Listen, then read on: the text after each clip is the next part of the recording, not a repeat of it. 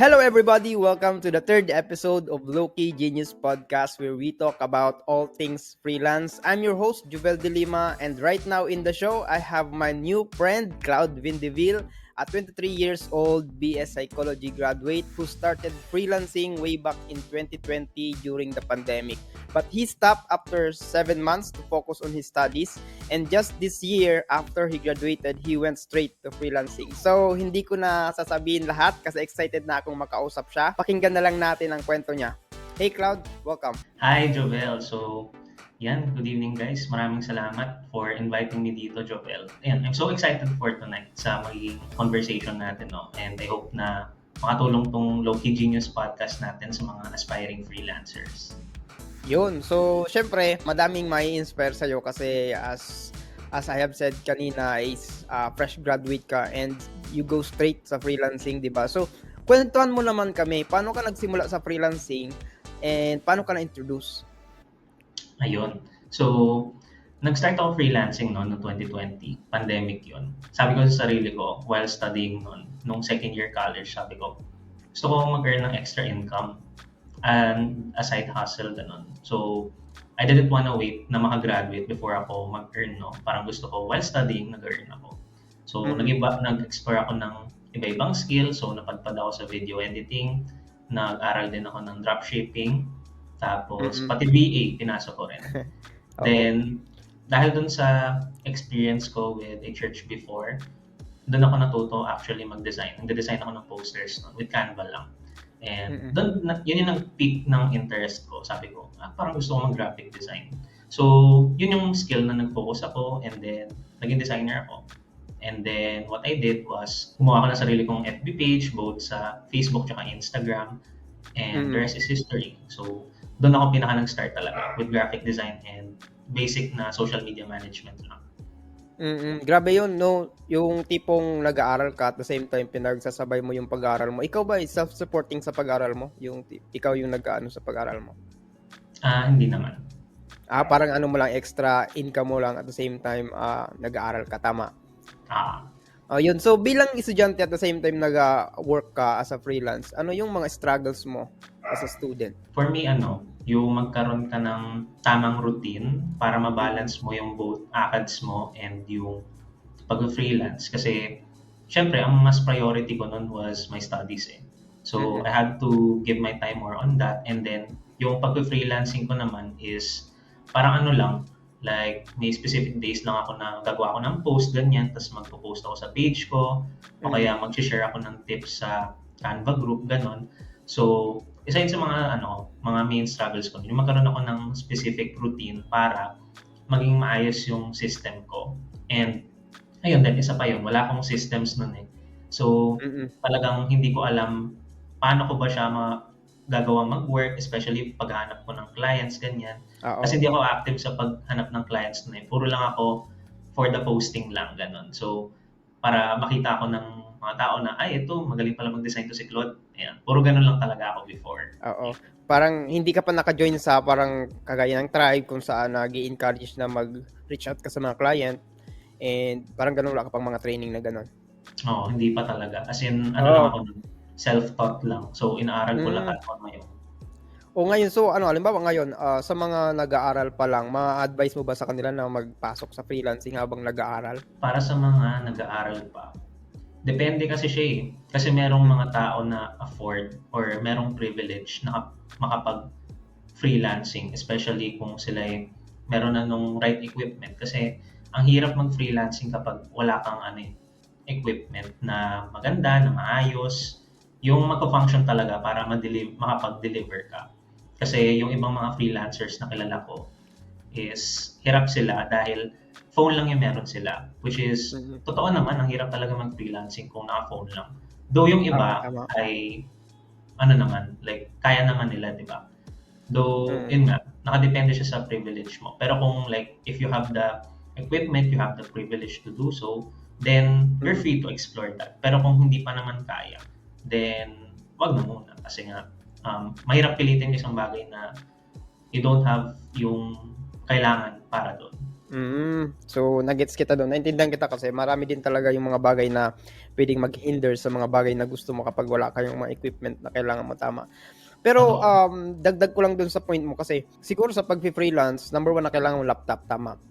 And halimbawa, gusto mo talagang kumita ng pera at the same time nag-aaral, may mga laptop na mumurahin pero pwede ka yung parang okay lang din naman pagdating sa mga simple task pagdating na kagaya ng number one is yung data entry. Alam mo about sa data entry?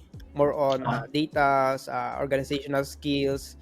Sa mga ah, student, patok ang mga ganyan na skills, tama? So, kaya-kaya nila halimbawa, yun. oo, kapag willing ka talaga pumasok sa freelance, magkaroon ka ng experience, extra income, um, minimum amount ng laptop, meron ka na sa halagang 5K, tama? Yung second hand na laptop, pero makakapag-work ka na. Oo. Totoo. And, oo, yun, isa din sa mga, pwede ko din sabihin sa mga gusto mag-freelance, but don't have the much of money para makapag-provide ng mga tools na kailangan nila. And gusto nila mag-freelance, pwede naman siguro sila mag-start sa halagang 5,000 na laptop kung walang laptop, tama? Meron nga sila sigurong cellphone na worth 10,000. 'Di ba? But still hindi pumapasok ng pera sa kanila. Ano sa tingin mo, ano yung halaga ng pagkakaroon ng extra income habang nag-aaral kahit na may nagsustain ng pag-aaral mo, may nag-a-allowance sa'yo? Para sa akin, ano kasi siya eh, kumbaga, it's thinking of the long term. Mm. Kumbaga, hindi ka nakadepende lang sa safety net na meron ka ngayon. Kasi Mm. anything can happen eh. So, maganda na you're preparing yourself. Hindi naman sa nag-overthink ka na parang, Oo. di ba nga wala pa? Pero, Mm. kumbaga, it's preparing yourself for the future, for the long term. Kasi kung, let's say na nakadepende lang ako nun sa parents ko, edi parang ano lang, parang after nun, di ba, pagka-graduate, hanap ako ng trabaho, and Mm. then doon din ako magdedepende. So, knowing yung economy din kasi natin ngayon, Mm. very, I mean, ang taas na talaga ng prices ng mga bilihin and everything. So, mahirap if magdedepende ka lang sa safety net na meron ka. So, you have to find ways para hindi ka nakadepende doon and makapag-earn ka from a side hustle talaga. Oo, tama kasi may mga work naman na online na freelance job na nagre-require lang ng 3 to 4 hours a day, extra income, mga projects na for 1 month or 3 months na project pero kaya mong gawin sa loob ng 1 month, 'di ba? So, kung may extra income, estudyante meron ay I'm sorry, pag estudyante palagi naman yan may meron yang extra time for like 1 hour to 2 hours a day, tama? Kasi minsan nga mga estudyante marami pa silang time mag-cellphone kaysa mag-aaral, 'di ba? And alam mo, madami kasi sa situation, kagaya ng situation ko, madami kasi ang hindi nakapag-aral kasi walang pang-paaral yung parents, tama? But they really wanted to graduate. And ako nakikita ko sa isang ang freelance na pwedeng maging way para makatapos ka ng pag-aaral kung gusto mo talaga makatapos ang pag-aaral, tama? Kasi alimbawa, kung di ka makapag-aral ngayon kasi wala kang source, pwede ka maghanap ng work outside. And yung income mo, pwede mo bilhin ng laptop, lalo na kung meron kang idea sa pag-freelance. Tama? Alimbawa, mag-join ka sa tribe, kahit hindi ka mag-join dun sa kailangan ng pangbayad pa muna. Magnood-nood ka lang ng mga videos, mag-attend ka ng mga live, matututo ka na, tama? Oo, Yeah, kasi matututo tayo yun doon. din ang kagandahan ng tribe. Alam ko member ka ng tribe, tama? And Yeah. before ako nag-start sa freelancing, naging member din ako ng tribe ng last year. Yes. Kasi magto 2 years pa lang ako and wala akong idea sa freelance. Ang first na nakita ko is yung tribe sa Facebook. And doon ako nagkalkal ng mga information about sa freelance hanggang sa kung ano-ano lang napuntahan kong site para matuto. 'Di ba? Hanggang nag-join din ako doon, bumili din ako ng course. Kasi syempre, kailangan mo talaga magbayad para may matuto ka. And alam mo ba, yung 899 na binayad ko doon, ang daming balik. Alam mo ba yun? Yung mga taong nanghihinayang po sa course ng tribe, pero marami ka naman matututunan na Oo. daming babalik sa'yo kapag natuto ka naman doon. Tama?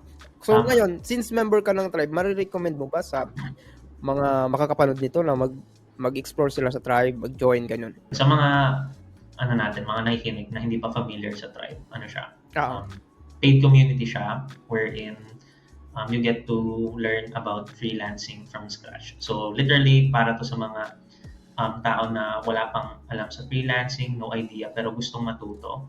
Pero hindi lang limited doon. It's also a group para doon sa mga nag-freelancing na and gustong matuto pa, gustong mag-upskill, gustong mag-skill. So, dito sa tribe, I would recommend that they would go dito or mag-enroll dito kasi halos lahat nandito na eh.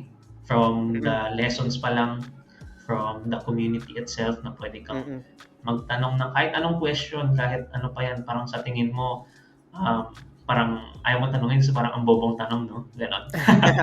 So, ayun, like, sasagutin talaga nila lahat yan. As in, hindi sila nag-gatekeep ng information dito. Tutulungan ka nila kahit gaano pa kaliit yung concern mo, gaano kalaki yan. And, yun, community siya wherein makakapag-connect ka with other freelancers, matututo ka from experts, may mga weekly coaching, stage calls, skill mastery sessions. Yan, sobrang ganda ng mga yun. As in, and to think na yung pag-enroll mo doon is for a year.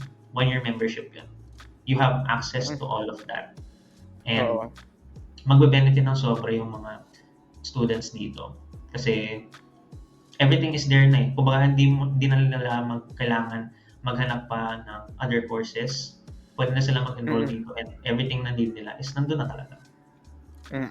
Yung the best thing yun, halimbawa sa mga wala pang laptop sa ngayon pero gustong mag-freelance, pwede man sila mag-join doon sa community, pwede sila mag-request to join kasi mabilis lang naman doon makapag-join eh. Pwede ka doon mag-scroll, magbasa ka ng mga stories, success stories ng mga nagpo-post doon, mga tips nila. Nagbibigay sila ng mga tips kasi doon eh, yung mga nagkaroon ng success stories. Pwede ka makaka-relate, may mga estudyante din doon na nag-aaral pero nag-freelance sila, di ba? Meron. Isang community talaga siya na pwede kang makapagkuha ng information para makapasok ka sa pag-freelance. So yun. And isa pa, idadagdag ko dun sa pwedeng maging advice sa mga nag-start pa lang ng mga estudyante sa pag-freelance is di mo kailangan muna sa ngayon malaman kung ano ba yung pwede mong i-offer. Tama ba? Oo. Kasi bakit? Kasi along the way, malalaman mo naman yan eh. Kasi wala naman talagang alam mo na agad. Kasi nga, nag-i-explore ka pa lang. Beginner ka pa lang eh. Hanggang sa, itatry mo na yung mga bagay na bagay bago mo makuha yung para sa'yo na masaya kang gawin. Kasi kagaya mo, ikaw, naging graphic designer ka, naging SMM ka, and iba-iba yung naging client mo, tama? Karoon ka ng client ng architect, ng mga estudyante, tama? And bakit ka nag-niche down into mga gamers bilang mga client mo? Ano yung pinaka-reason mo doon?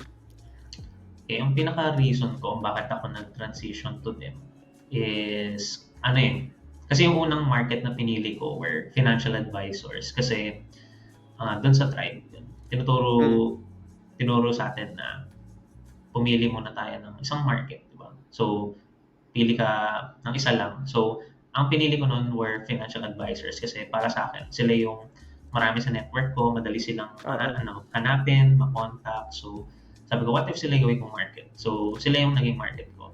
Then, after months of doing freelancing, nagko-connect ako sa kanila, meron akong mga na-hop into discovery calls, ginawa ko ng proposal, meron din akong breakthrough case study noon for 2 weeks, yan. And then, out of all of those, parang feel ko hindi siya aligned, no, yung market nila sa akin. Parang hindi kami nagkiklik talaga. So, ayun, nakita ko yung sarili ko na parang hindi na ako masaya sa ginagawa ko as a freelancer. So, sabi ko, what if mag-pivot na ako, sabi ko. Kasi kapag pumili ka naman ng market, hindi naman yan like habang buhay hanggang sa tumanda ka, sila yung market mo. So, pumili ako ng bago, sabi ko, what if gaming content creators? Kasi yung gaming is in my interests kasi ako I'm a gamer mismo. And mas nakaka-relate ako doon compared sa insurance naman. Though, setting aside, insurance is important. Pero yun lang. In terms of sa interests ko, I know na I would enjoy working with them kasi nakaka-relate ako sa ginagawa nila. Oo. Kasi mahilig ka din sa mga online games. Yeah. Share mo naman kami, ano yung online games na na-addict ka ngayon? Pinagkakahiligan mo. Ang dami. Siyempre, isa na doon, Valorant. Mm. Tapos, Identity 5.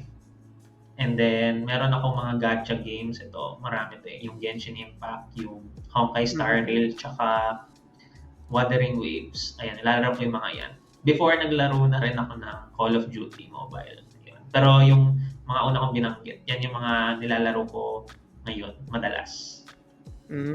Halimbawa ako, sa kagaya ko na hindi mahilig sa mga ganyan na laro, kasi di ko lang alam paano, siguro di pa kasi ako nagtatry and wala akong pagkakataon para i-try. Ano yung nagiging impact sa'yo sa paglalaro? Parang nawawala, halimbawa busy ka sa work mo, and minsan nababurnout ka sa work mo, napapagod ka. Ano yung nagiging effect sa'yo ng paglalaro? Pag naglalaro ako, although yung ibang games doon stressful, like Valorant, di ba? Parang Oo. gusto mo mag-relax, tapos yung lalaroin mo, yung mag-stress out pa sa'yo. Oo. Ayun. Ang effect naman niya sa akin, ano eh, kumbaga, it's a means of escape for me. Kasi, Oo. nandun talaga yung, ano ko, yung mundo ko. Parang ayoko muna mag-isip about my personal problems muna, kaya sa Mm. family, or kaya sa work, ganyan. Parang focus muna ako doon kasi gusto kong mag-enjoy. So, para sa akin, ang nagagawa nun is, nagagawa kong makapag-escape muna for a while sa mga problems ko para ma-clear yung isip ko. And so far, nakakatulong talaga siya. As in, Gano'n din kaganda talaga kapag meron kang hobby, lalo na kapag nasa online world ka, kasi wala kang ibang ginawa minsan maghapon, nakaharap ka sa ano mo, sa computer mo, and very stressful din talaga kapag nasa harap ka ng laptop mo, nag-iisip ka. Minsan oo. sinasabi ng ibang tao kasi ang dali lang ng work mo kasi nakaupo ka lang, hindi ka pinagpapawisan masyado. Pero sa loob mo parang sasabog ka na, 'di ba? So yun, gano'n din kaganda ang hobby. So ako din, mare-recommend ko sa iba na magkaroon sila ng hobby. It's either online or outside. They take a Oo. walk, they go to the gym, they go fishing like that, everything, biking like that. Anything that they can go outside, malayo sa computer nila, tama? So yun. So, 'di ba, ibahin natin. Ganito, kasi sabi mo nakapag-graduate ka ng BS Psychology, 'di ba? And ano yung reason mo bakit pagka-graduate mo is diretso ka na sa freelance and parang hindi ka nagtrabaho as a BA Psychology na yung tinapos mo? Mhm. Ayun. So, gumraduate ako last year, Mm. September 2023. And then, yung bare months na yun, nagpahinga talaga ako nun. And that was also a time for me to reflect kung Mm. ano bang career yung gusto kong puntahan. So, I took BS Psych before ako pumasok ng college because I really want to help people. I want to understand people. Yun yung pinaka-core ng rason kung ba't ako Oo. nag-psychology. And then, after graduated, I imagined myself if I see myself working either sa industrial, sa clinical, or kaya sa educational field ng psychology. Mm. Pero aside from that, psychology is a very, ano siya, flexible na field Tama. kasi pwede kang mag-law din. Kumbaga yun yung parang prerequisite mo na na course, o na degree, ganyan. So, hindi ko makita yung sarili ko doon, especially sa corporate, which is in-expect for sure ng maraming tao na doon ka mapupunta. Pero ako kasi, Oo. I've learned now with nung college na from the experience of other people kung ano ba yung meron sa corporate. I didn't want to experience yung mga 9 to 5, yung rat Mm. race. Ayokong ma-experience yung mga yan. Like, kasi aware na ako eh. Aware na ako na yan yung may experience ko. Although di ko pa siya pinapasok. Pero alam kong doon din ako mapupunta. So, Oo. why bother na mapunta pa ako doon? But then Mm. again, inisip ko rin na ano siya, na may ano rin yun, may kasamang privilege din kasi yun. Kasi not Mm. everyone can afford to do that na straight ka to freelancing agad. Oo. Kasi compared naman sa dalawa is ang corporate is stable siya agad eh. Kesa Mm. kay freelancing na magsa-start ka from scratch. So hindi pa siya stable agad sa una. Kaya po, I Parang had yun the ang habol. privilege. Oo, Oo, job security. di ba? So, ayun. And then, sabi ko, parang, what if i-try ko ulit mag-freelancing ulit? What if balikan ko siya? Kasi Mm. nasimulan ko na siya before eh. And, ayun, I told myself na, sige, mag-start ako freelancing ulit. Ayoko munang mag-jump sa corpo kasi ayokong ma-experience yung mga sinabi ko kanina. And then, binigyan naman ako ni Lord ng sign noong January kasi nakita ko yung FB ad ni The Freelance Movement Tribe, yung 3-day workshop nila. So, nag-enroll ako doon and ayan, the rest is history. Nandito na ako sa tribe. Oo. Yun, alam mo, sa sitwasyon mo, kasi siyempre, number one na magre-react sa decision mo is yung parents. Ano ba yung naging reaction ng parents mo na ayaw mong magtrabaho sa kung anong tinapos mo and pinursu mo yung pag-freelance? Para sa parents ko, kumbaga, they always, ask me if ito ba talaga yung gusto ko na path na I want to take. So, di naman sila yung namimilit na parang, uy, nagtapos ka ng BSEC tapos mag-freelancing ka, parang ganun. So, they wanted, kasi yun yung nila, kumbaga nandun sila nakasupport sa kung saan nila nakikita masaya ako, kung saan nila ako nakikita na magta-thrive, kung ano yung sa tingin kong the best na I can choose for myself. And, ayun, naging supportive sila to me dito sa freelancing ko. Yun, napakaswerte mo, di ba? Kasi, alam mo, madami ang mga kabataan na kagaya mo, nakapag-graduate. Siyempre, since pinag-aaral sila ng magulang nila, kailangan nila magtrabaho agad. Siyempre, para makatulong din sa family. Ano yung magiging advice mo sa mga nakapag-graduate but the work na meron sila is parang ayaw nila magtrabaho sa kung anong tinapos nila? Kasi they want a different path.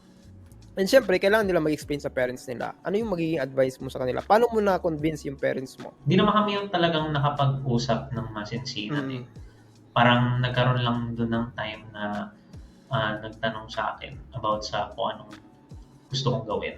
And then, nalaman na lang nila na nag-enroll ako, na gusto ko mag-enroll sa tribe, na I wanted to do freelancing, ganyan. So, kung sila, try nila makipag-usap sa parents nila. Kasi, well, I'm in no place naman siguro to force them or to accept kung ano yung advice ko. Kasi iba-iba na situation yan eh. Merong mga parents na, na parang isipin nila walang pera dun sa gusto nilang path. Diba? Especially dun sa mga nagtatake ng arts.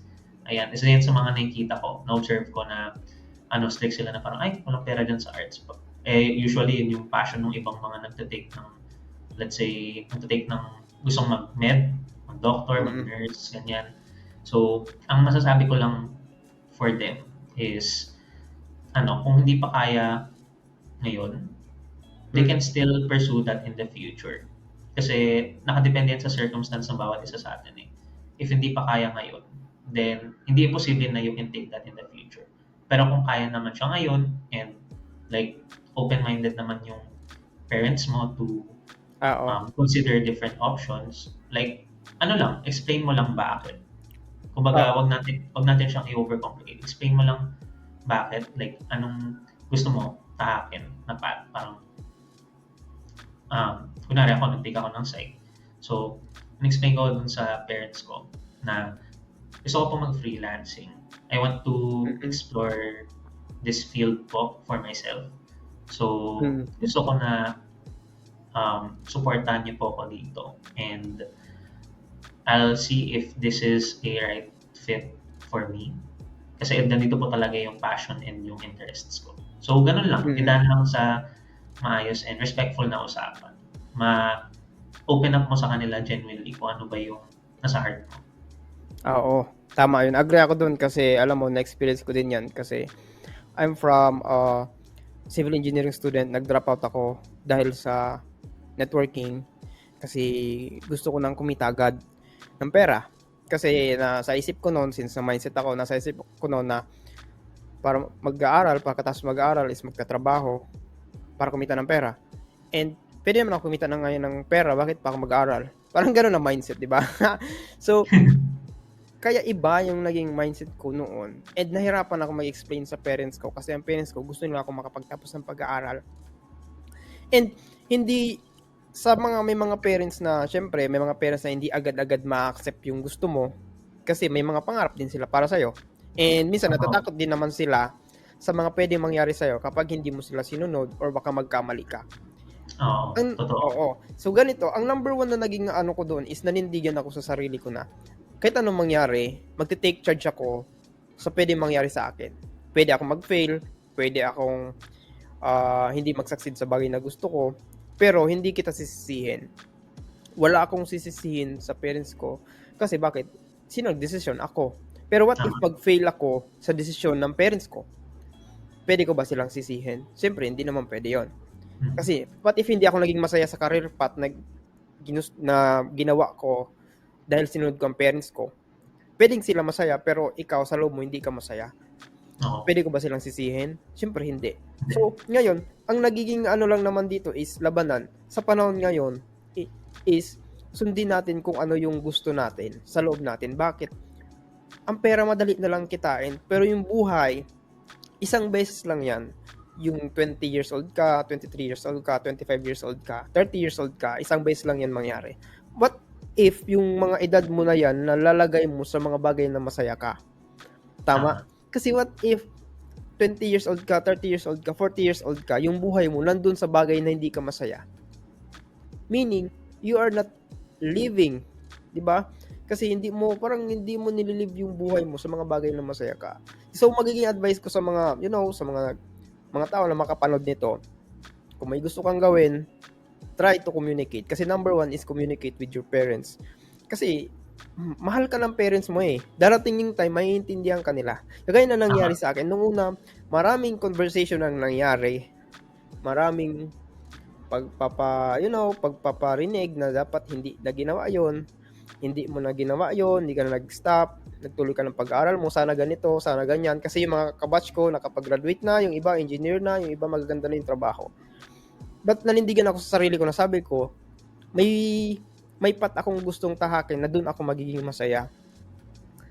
It doesn't matter kung mahihirapan ako. Ang importante is naging masaya ako sa process ko and sa path na tinahak ko. Tama? Kasi yun yung best ngayon eh. Sa panahon ngayon talaga ang pera madali na lang yan kitain kapag may gusto ka. Gusto magtrabaho ka ngayon sa labas, makahanap ka ng trabaho. Kikita ka ng pera. Pero ang tanong, magiging masaya ka ba? Yan. Number one yun. So, yun. Thank you so much dun sa naging clear din sa amin lahat na magkipag-communicate ka lang, walang stop na pag-communicate kasi mahal ka ng parents mo, maiintindihan ka niyan. Sadyang, wag ka lang susuko. 'Di ba? Huwag natin subukan yun. Yung mga bagay na gusto talaga natin for us. Oo.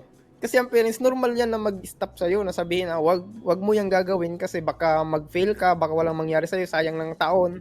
Pero kung nga pag naniniwala ka naman sa sarili mo na kaya mo siyang gawin and panindigan mo yung desisyon mo, may mangyayari at mangyayari naman sa'yo eh. 'Di ba? Halimbawa, nag-stop ka ng pag-aral kasi gusto mag-business, meron ka namang pera na naipon, gusto mag-business. Nasa sa'yo naman yun eh. Basta panindigan mo yung desisyon mo, wala kang sisisiyan at the end, kundi yung sarili mo. Yun. So sa mga gustong mag-start din sa freelancing, halimbawa SMM, 'di ba kasi parehas tayo SMM. Ano yung magiging advice mo sa kanila, sa mga nagsisimula pa lang? Sa mga gustong mag-start, mag-social media manager, isa siguro sa recommend ko is to learn graphics. Ang weird, no? Kasi SMM tapos you have to learn graphics. Kasi doon ako nagsimula eh. Hindi ako, kumbaga, na-market ko yung sarili ko as a graphic designer because of SMM.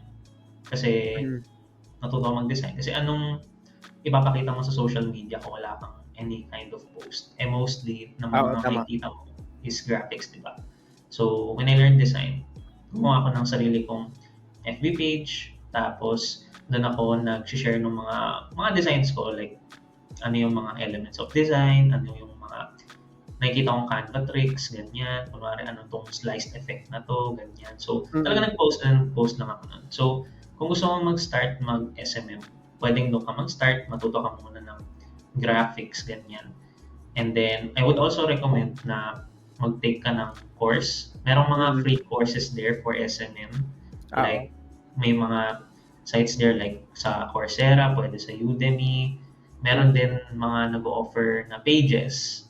Like sila, I don't know if kilala ng most to, pero meron yung sila Elevate Tutorial PH, si The Social Army, si Jam Blauta of Buhay VA. So, nag-offer ng mga courses yan for SMM. So, Oo. maganda kasi. So, manghirap kasi mag self-learn. Sa totoo lang, Mm. like yung manonood ko sa YouTube, ganyan, i-explain lang nila. Tapos pag gagawin mo na, parang medyo confusing pa for you. Pero pag nag-start ka ng SMM, maganda na mag-take ka ng course. Isa yun sa mga nakikita kong pinaka-structured na pwedeng gawin nila para matuto sila nun. Especially ng iba-ibang skills like when it comes sa paggawa ng content calendar, sa Oo. pag-schedule, anong platforms. Kasi iba-ibang platforms din yan. Pwede ka Mm. sa FB, sa IG, pwede ka sa LinkedIn, sa TikTok, di ba? So, course is, I think, yung pinaka-best na pwede nilang start to take kung gusto nilang matuto about it. Kailangan talaga yun, importante kasi kahit papaano kapag nagkausap ka ng client, meron ka man lang ipapakita. In the same time, may masasabi ka na, may alam ako sa pag-schedule. Magtatanong yung client mo, ano ba yung software na alam mo para mag-schedule ng mga content. Siyempre, may alam ka kahit papaano about doon. And at the same time, ano ba yung software na ginagamit mo para mag-edit ng mga designs, mga thumbnails like that. Pag-edit ng videos. May mga kasi na nag-ano ng pag-edit ng video eh. Ano ba yung mga alam mo na software? Paano ba yung process mo? May mga questions na ganun, kaya minsan kailangan mo din maging ready. Hindi lang basta dapat gusto ko mag-SMM kasi parang schedule lang yan, create ng ganito and all. Siyempre, pupunta pa rin yung pinaka-basic part niya. Ano ba yung kailangan mong gawin talaga dyan? Kasi ako, magiging na ako buhay na patunay na ako na dapat mag-aral ka kahit papano kung ano yung ino-offer mo. Kasi nakapanood ako ng video before kung saan, kung gusto mo maging SMM, mag-apply ka lang daw. So, ang ginawa ko, ginalingan ko sa mga proposals and all, sa mga, ng client, paghahanap ng client. Nagkaroon ako ng mga interviews hanggang sa, syempre, yung interview, nagtanong kung ano yung alam mong software, paano ba yung ginagawa, ano ba yung process mo. Alam mo, sa ganon na sitwasyon, sa nangyaring sitwasyon na yun, wala akong nasagot kahit isa. Ano yung, saan ako nag-edit ng pictures, wala akong nasagot. Saan ako nag-i-schedule ng calendar, wala akong nasagot. Saan ako nag-edit ng video, wala akong nasagot. Kasi wala akong idea sa kahit ano sa SMM. Gusto ko lang talaga maging SMM. So after nun, natuto ako, nag-aaral. Kasi alam mo, naging sayang yung client na yun. Bakit? Kasi pwede akong ma-hire doon kung nasagot ko ng maayos. 'Di ba? Hindi na sana nagsayang pa ng another time para maghanap ng other client. Kahit mga basic na knowledge lang para matuto ka sa mga bagay na kailangan mo as an SMM. Tama? Tama.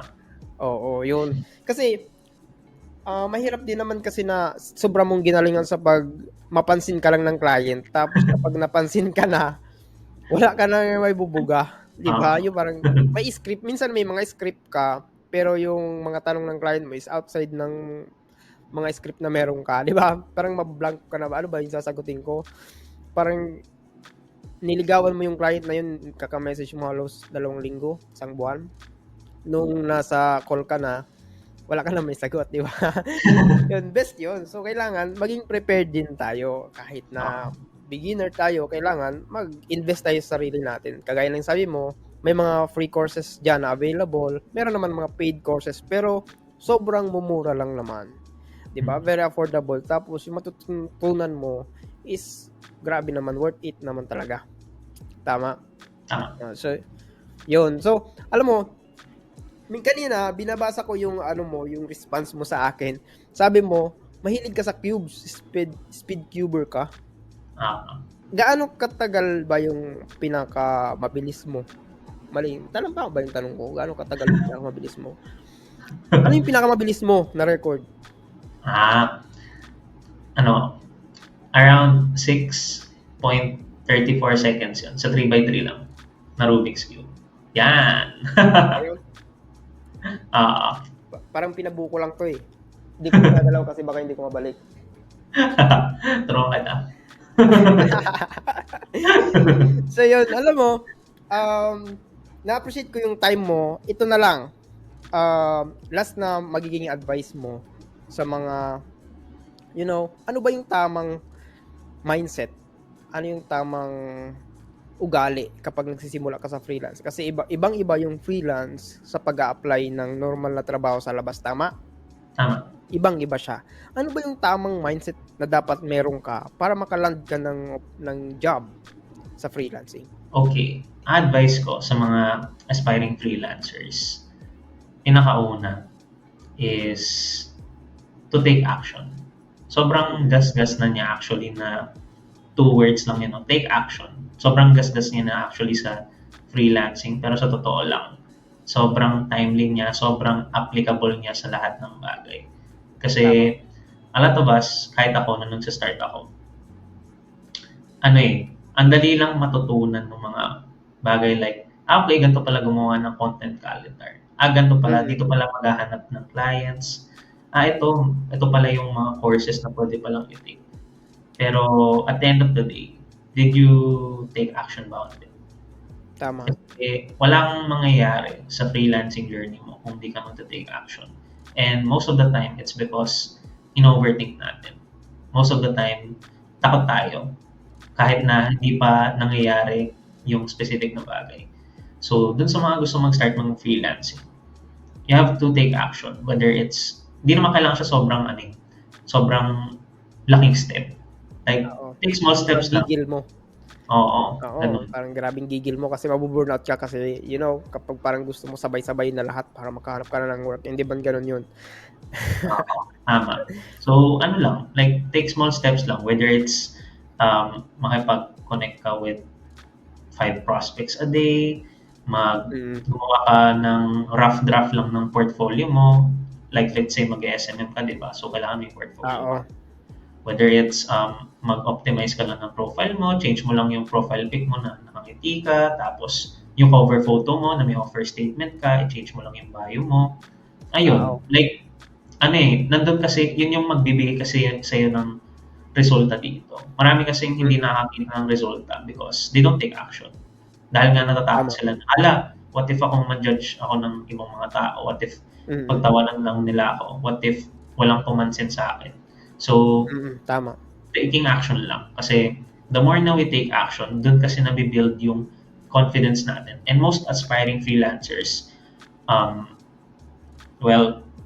since nag-start pa lang, is talagang hindi pa ganun kataas yung confidence. So, if you want to gain confidence sa pag-freelancing, you have to take action. So, when you take action, you get experience. And once you get experience, dun ka magkakaroon ng confidence.